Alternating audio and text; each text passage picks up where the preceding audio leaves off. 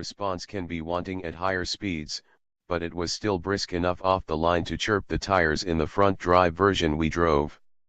Really, though, the diesel makes a much peppier account of itself in less urgent calls to the engine room, where a mild prod of the pedal brings plenty of initial shove, particularly at around town speeds.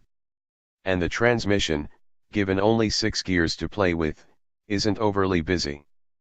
Those who think of diesels as ideal for towing will be disappointed, however, to learn that the Equinox diesel is rated to tug just 1,500 pounds.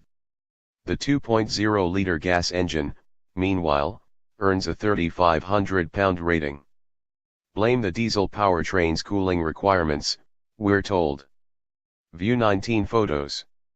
In order to keep things kosher at the business end of this powertrain, Chevrolet uses an exhaust after-treatment system that requires diesel emissions fluid, DEF.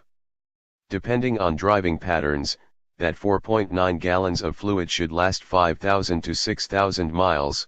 The need for a refill is communicated via a message in the instrument cluster. The subject of diesel emissions inevitably brings to mind VW's cheating scandal and the damage it has done to the market for all diesels in the US, where several automakers are scaling back their plans to use compression ignition power plants.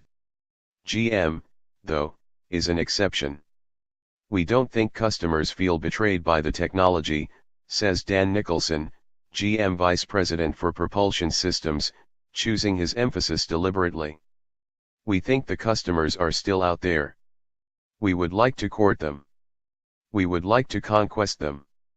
If indeed they are still out there, the Equinox diesel with its quiet operation, strong fuel economy, and popular crossover body style would seem to be a pretty effective net with which to catch them.